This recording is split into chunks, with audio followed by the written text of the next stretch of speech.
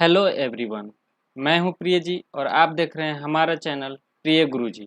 दोस्तों, इस वीडियो में मैं आप लोगों को परिमार्जन प्लस के बारे में बताने वाला हूं कि परिमार्जन प्लस है क्या, इसका उद्देश्य क्या है और इसका यूज क्या है। तो चलिए बिना देर किए हुए हम लोग टॉपिक पे आते हैं। परिमार्जन प्लस के बारे में जानने के लिए सबसे पहले आपको बिहार सरकार राजस्व एवं भूमि सुधार विभाग के वेबसाइट पर आ जाना है। इस वेबसाइट का लिंक मैं आप लोगों को डिस्क्रिप्शन बॉक्स में दे दूंगा। वहां से लिंक पर क्लिक करके आप लोग इस वेबसाइट पर आ सकते हैं। इस वेबसाइट पर आने के बाद आपको नीचे स्क्रॉल करना होगा तो यहाँ पे आप लोगों को बहुत सारे ऑप्शन दिखाई दे रहे होंगे और आप लोगों को यहाँ पर परिमार्जन और एक दूसरा ऑप्शन परिमार्जन प्लस दिखाई दे रहा होगा। तो परिमार्जन क्या है, इस पर मैं पहले ऑलरेडी वीडियो बना चुका हूँ। आप हमारे चैनल पर जा करके इस वीडियो को देख सकते हैं कि परिमार्जन क्या है। और आज हम लोग बात करने वाले हैं कि परिमार्जन प्लस क्या है। तो चलिए मैं इस परिमार्जन प्लस वाले टैब पर क्लिक करता हूं और आगे बढ़ता हूं और आप लोगों को बताता हूं कि परिमार्जन प्लस है क्या। तो दोस्तों, हम लोग दूसरे टैब पे रिडायरेक्ट हो गए हैं और यहाँ आपके सामने आ रहा है बिहार सरकार राजस्व एवं भूमि सुधार विभाग परिमार्जन प्लस। दोस्तों, परिमार्जन प्लस डिजिटलाइज्ड जमाबंदी पंजी में अशुद्धियों में सुधार एवं छूटी हुई जमाबंदी को ऑनलाइन दर्ज करने हेतु एक पोर्टल है और यह प्रक्रिया पूर्णतः ऑनलाइन है, यानी पूर्ण तरीके से ऑनलाइन होता है। अब यहाँ पर आपके सामने दो ऑप्शन दिखाई दे रहे होंगे, एक डिजिटल जमाबंदी में सुधार और एक कंप्यूटराइजेशन हेतु छूटे हुए जमाबंदी का डिजिटाइजेशन। इस दोनों का मतलब समझना है। दोस्तों, फर्स्ट है डिजिटल जमाबंदी में सुधार, यानी आपका जो जमाबंदी है जो डिजिटाइज्ड हो गया है, यानी जिस समय जमीन को ऑनलाइन पोर्टल पे लाया जा रहा था उस वक्त यदि आपका जमीन डिजिटाइज्ड हो गया है, यानी आपका जो जमाबंदी था वो डिजिटाइज्ड हो गया है, डिजिटल तरीके से आ गया है और उसमें यदि कोई मिस्टेक रह गया है, कोई त्रुटि रह गई है, तो उसको सुधार करने के लिए आपको इस डैशबोर्ड पे क्लिक करके आगे बढ़ना होगा। और ये दूसरा वाला है कंप्यूटराइजेशन हेतु छूटे हुए जमाबंदी का डिजिटाइजेशन, यानी जब आपका जमाबंदी या जमीन कंप्यूटराइज हो रहा था, डिजिटाइज्ड किया जा रहा था, यदि उस समय आपका जमाबंदी डिजिटाइज्ड नहीं हो पाया है, यानी कंप्यूटराइज नहीं हो पाया है, ऑनलाइन नहीं चढ़ पाया है और आपका जमाबंदी ऑफलाइन ही रह गया, यानी कंप्यूटराइज होने से रह गया है, छूट गया है, या हम कह सकते हैं कि डिजिटाइज्ड नहीं हो पाया है, ऑनलाइन नहीं चढ़ पाया है, तो उसको डिजिटाइज्ड करने के लिए आपको इस टैब पर क्लिक करके आगे बढ़ना होगा। तो चलिए हम किसी एक ऑप्शन पे क्लिक करके आगे बढ़ते हैं। मैं पहले वाले ऑप्शन पे क्लिक कर रहा हूं, डिजिटल जमाबंदी में सुधार।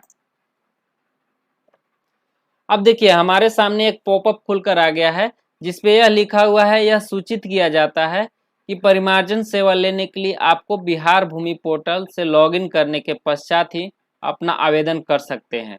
यानी कि आपको परिमार्जन सेवा लेने के लिए सबसे पहले आपको बिहार भूमि पोर्टल से लॉगिन करना होगा, उसके बाद ही आप उसको आवेदन कर सकते हैं। तो ओके पर क्लिक करेंगे। ओके पे क्लिक करने के बाद आप इस लॉगिन वाले पेज पर आ जाएंगे। अब यहाँ आपको मोबाइल नंबर और कैप्चा फिल करके साइन इन करना होगा। और दूसरा ऑप्शन है रजिस्ट्रेशन का, यानी बिहार भूमि पोर्टल पर आपको किसी भी तरह का ऑनलाइन सेवा लेने के लिए सबसे पहले आपको रजिस्ट्रेशन करना होगा। रजिस्ट्रेशन करने के बाद आप साइन इन करके आगे बढ़ेंगे, उसके बाद ही किसी भी प्रकार का सेवा ले सकते हैं या किसी भी प्रकार का ऑनलाइन आवेदन कर सकते हैं। तो बिहार भूमि पोर्टल पर रजिस्ट्रेशन कैसे करेंगे, इसके लिए मैंने पहले ही वीडियो दिया है, उस वीडियो का लिंक मैं डिस्क्रिप्शन बॉक्स में डाल दूंगा, वहां से आप उस वीडियो को देख करके और इस पोर्टल पर रजिस्ट्रेशन कर सकते हैं। एक बात मैं क्लियर कर देना चाहता हूं कि परिमार्जन प्लस पर जिन भी व्यक्ति को अपना जमाबंदी में सुधार करने के लिए ऑनलाइन आवेदन करना होगा, उनको अपने नाम से इस पोर्टल पे रजिस्ट्रेशन करना होगा, यानी उनका नाम, पता और मोबाइल नंबर होना अनिवार्य है। उनको अपने मोबाइल नंबर से इस पोर्टल पे रजिस्ट्रेशन करना होगा, अपना खुद का नाम देना होगा और अपने मोबाइल नंबर से लॉगिन करके आगे का ऑनलाइन आवेदन करेंगे। तो मैं इस पोर्टल पे पहले से रजिस्ट्रेशन कर चुका हूँ, तो मैं अपना मोबाइल नंबर और कैप्चा डालकर साइन इन कर लेता हूँ। तो देखिए मैंने अपना मोबाइल नंबर और कैप्चा डालकर साइन इन कर लिया हूँ। मोबाइल नंबर और कैप्चा डालने के बाद जैसे ही आप साइन इन बटन पर क्लिक करेंगे तो आपके मोबाइल नंबर पे एक OTP आएगा।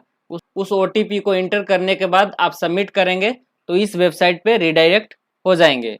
अब यहाँ आपको ऑप्शन दे रहा होगा परिमार्जन हेतु आवेदन करें। अब परिमार्जन हेतु आवेदन कैसे करना है, यदि यह आप जानना चाहते हैं तो मुझे कमेंट बॉक्स में कमेंट करेंगे। मैं इसके लिए अलग से वीडियो बना दूंगा कि परिमार्जन के लिए आवेदन कैसे करेंगे।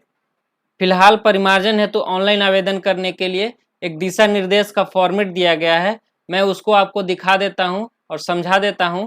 आप उसको समझने के बाद भी ऑनलाइन आवेदन कर सकते हैं। तो देखिए स्टेप्स फॉर सिटीजन, यहाँ बताया गया है कि आवेदन दायर करने से पहले आवेदक शपथ पत्र की PDF के साथ सुधार हेतु सपोर्टिंग डॉक्यूमेंट का PDF बनाकर रख लें। यानी जो आपका शपथ पत्र होगा, देखिए इस तरह का आपको शपथ पत्र आपको उसी वेबसाइट पे मिल जाएगा। तो आप इस शपथ पत्र को डाउनलोड कर लेंगे, प्रिंट कर लेंगे और इसको फिलअप करने के बाद इसको आपको PDF में कन्वर्ट कर लेना है। यहाँ कुछ डिटेल्स दिए गए हैं कि आपको किस तरह के त्रुटि का सुधार करने के लिए किस किस डॉक्यूमेंट का जरूरत पड़ेगा, ये आप लोग देख लेंगे। उसके नीचे आते हैं तो यहाँ नया आवेदन कैसे दायर करें, इसके लिए दिशा निर्देश दिया गया है। तो फर्स्ट स्टेप में है कि आपको इस वेबसाइट जो दिया गया है इस वेबसाइट पे जाना है और परिमार्जन पर क्लिक करना है। अगर आप रजिस्टर्ड यूजर हैं तो आप अपना मोबाइल नंबर की मदद से लॉगिन करेंगे और अगर नए यूजर हैं तो पहले आपको रजिस्ट्रेशन करना होगा तथा परिमार्जन प्लस पर क्लिक करना होगा। उसके बाद थर्ड स्टेप है आवेदन करने हेतु आवेदन का प्रकार यथा डिजिटल जमाबंदी में सुधार करें के अंतर्गत रेक्टिफिकेशन इन ओल्ड जमाबंदी को चुनें। यानी आपको डिजिटल जमाबंदी में सुधार या रेक्टिफिकेशन इन ओल्ड जमाबंदी को क्लिक करना है।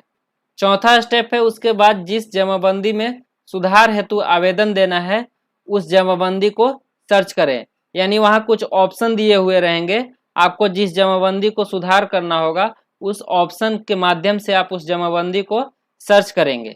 पांचवा स्टेप है सुधार हेतु सर्च की गई जमाबंदी के आगे दिए गए एरो बटन पर क्लिक करें।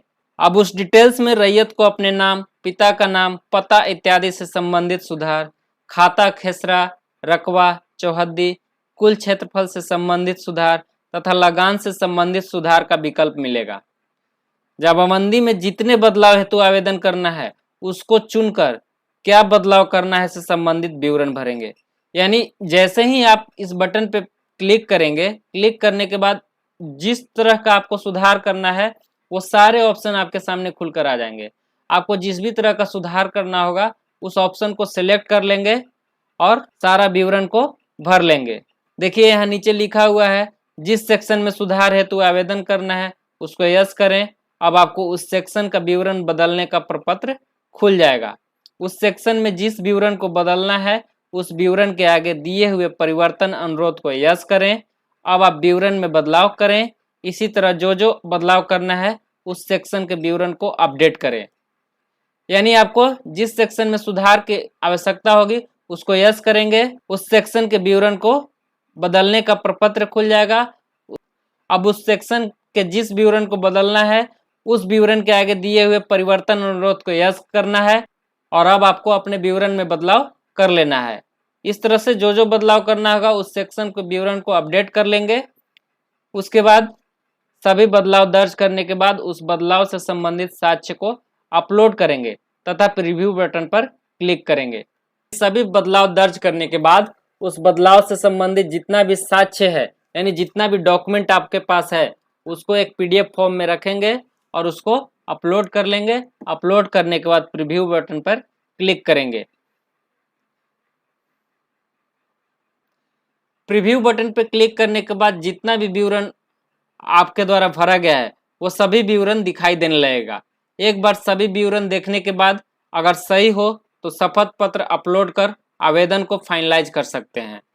और यदि आवेदन में कोई त्रुटि होगा यानी आवेदन करते समय आप कुछ गलत फिल कर दिए हैं, कुछ गलत जानकारी दे दिए हैं तो उसको सुधार करने के लिए एडिट बटन पर क्लिक करेंगे और उस आवेदन में बदलाव कर लेंगे। फाइनल सबमिट करने के बाद आपको एक पावती संख्या प्राप्त होगा जिससे आप स्टेटस पता कर सकते हैं, यानी उस संख्या से आप अपने परिमार्जन का जो आवेदन किए हैं उसका क्या स्टेटस है उसको आप पता कर सकते हैं। अगर आपके द्वारा जमा किए हुए आवेदन में अंचल अधिकारी को कोई आपत्ति है तो वो आपको अपने कमेंट के साथ वापस कर सकते हैं। ऐसे में वो आवेदन आपको होम स्क्रीन पर दिखेगा, यानी जो आप ऑनलाइन आवेदन किए हैं उसमें अंचल अधिकारी को किसी तरह का त्रुटि दिखाई देगा, यानी आप कुछ गलत फिल कर दिए होंगे, तो वो क्या करेंगे, उस आवेदन को अपने कमेंट के साथ उसको वापस कर देंगे। ऐसे में वो आवेदन आपको आपके होम स्क्रीन पर दिखेगा, जिसमें आप आवश्यकता अनुसार सुधार करके उसको फिर से रीसबमिट कर सकते हैं। और यदि आवेदक 30 दिनों के भीतर त्रुटियों को सुधार कर पुनः आवेदन सबमिट नहीं करेंगे तो ऐसे में आवेदन बिना किसी कार्रवाई के स्वतः समाप्त कर दिया जाता है। ऐसी स्थिति में आवेदक अगर चाहें तो दोबारा आवेदन कर सकते हैं। तो आज के लिए इतना ही। Thank you. मिलते हैं नेक्स्ट वीडियो में।